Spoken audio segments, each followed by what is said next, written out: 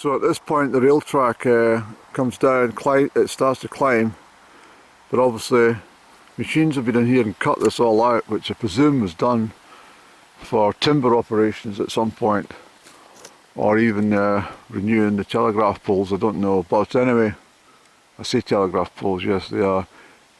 No, they're not that. Electricity, Eddie. Are they? Telegraph poles. So we've got this wide track for a little section. The reason I'm doing this is because if anyone else is wanting to walk it, so they know what's happening. And then it looks like it returns to normality along here. So this is I just knew when I came along, I thought, why is there such a steep decline for a railway track? And then that's the answer. So it's all been dug out here. I've had to delayer a couple as well because it was getting a bit warm. Temperature's up a wee bit, but I'll press on any. So Benbarloch up there at the back has got a dusting of snow, and it would be quite nice to be up there today actually, but I've chosen to be here, so let's continue any. There's quite a lot of these lofty type of waterfalls. There's huge chasms underneath the bridge here, so pretty spectacular, and it would have been spectacular in the recent rains. I have to keep a reminder of that. It's a bit of a quagmire, reason why I've come through all that. There's wood or timber operations happening, and I don't know why. There's piles and piles of timber along there which is not being used and not being shifted. I don't know what they're cutting them down for. It's absolutely another scandal that gets me. 16.2 million trees at the last count in the last 5 years in Scotland have been felled for no reason, or no reason that they're prepared to tell you about. So I'll take a photograph of this company's name. I'll give them a bell. I'll not show you the company name, but I'm going to give them a bell.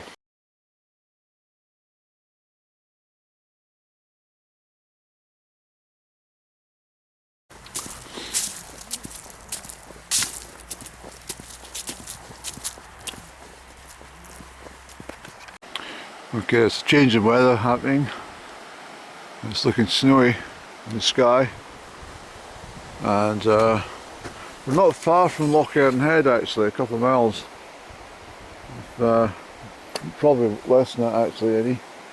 What time is it?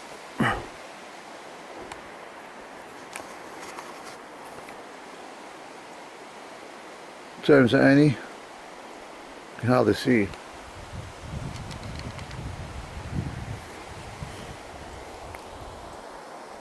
It's 10 minutes to 2. I remember where I was yesterday at this time. It's remarkable how it always pops up at 10 to 2, doesn't it? And it's true. So I've got, what, 2 hours of perfect daylight left. It's taken me an hour and a half to reach here. Still got a mile and a bit to go to Lochearnhead. Not sure, any. You're not sure, but you're still walking it, are you? It's basically Lochearnhead's round the other side of those of that slope, plus an extra mile. Yeah, so I think we'll just push on into the tracks. I'm not convinced this is the whole railway line. Actually, it must be. It is, because you just go across that bridge. See the snow coming through in the sky, so I have to keep a check on that. It's December, well, it's almost December. Tomorrow's St Andrew's Day, my favourite day of the year.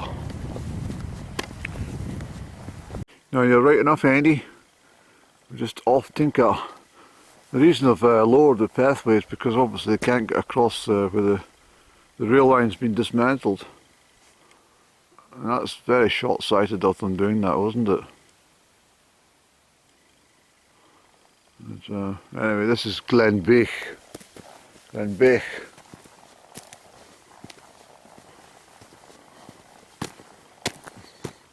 I think we'll just push on, Andy.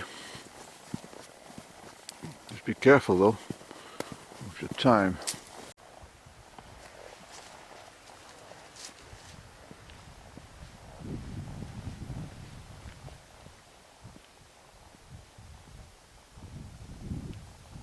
Alright, so it's 2:15. I've decided to continue to Lochearnhead, but it means I'm going to be returning in the dark. I decided I'd walked this far, I may as well complete it and then deal with the low light as I return. I've got my torch there which will illuminate the last tracks, but I mean the filming will get up later tonight. There's still some brightness over there, but there's only an hour and 20 minutes of true daylight left. So by the time I get out to Lochearnhead, I sat there for 15 minutes, I've had a cup of tea and a sandwich and a couple of biscuits, so I'm feeling a bit refreshed. And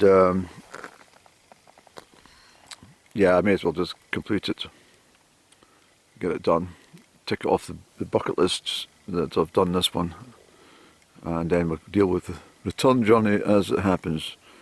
So I'll catch up later. Incidentally, if you're wondering about the slope and the gradient for the trains, that's the railway line there.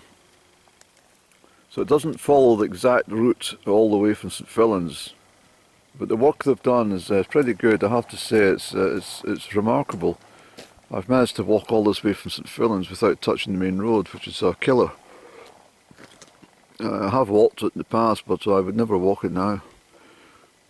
So let's push on, Andy, otherwise we'll be stranded here in the dark.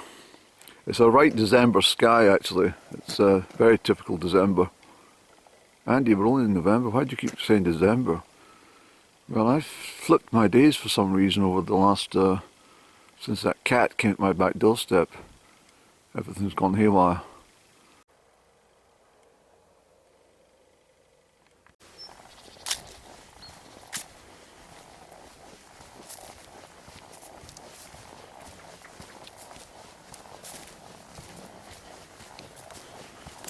Okay, so we're heading back onto the railway track. Yeah, wouldn't it fantastic, isn't it, for the passengers of the rail track carriage coming along, zooming towards Lochearnhead.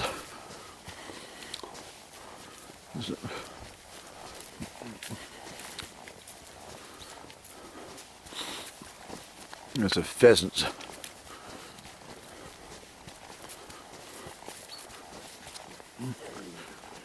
All the remnants of the hawthorns. I was going to go out and collect a last batch not far from home, and I drove up Smogline Road, and there must have been about 500 fieldfare birds who love these things, all gobbled up every single one, off every single bush.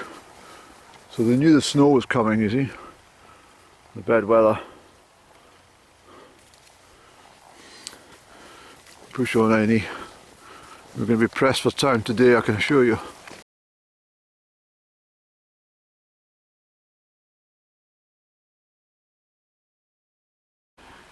So I'm pleased to say that we're at Lochearnhead. Just entering the village, of course. And if I'd, well, I stopped for 15, 17 minutes. So I'm bang on 3 miles an hour schedule, 6 miles to here, and that's 2 hours. And then that 15-minute break that I took. Plus all this mucking around with cameras, but anyway, we'll continue. I want to set foot in Lochearnhead, not just view it. So that up there that's Mail Rima, although the commentator at Lochearnhead Helen Games called it Mail Fallon, which Glen Fallon's over there, isn't it? But anyway, Glen Ogle, and we're just in the north side. This is a first for me. I've never been at this end of Lochearnhead, and as I say, I want to touch my destination proper, and then about turn and go all the way back to St Fillans. That's wonderful. And of course that, I don't want to point my camera that way because there's houses. This is just wonderful, it really is.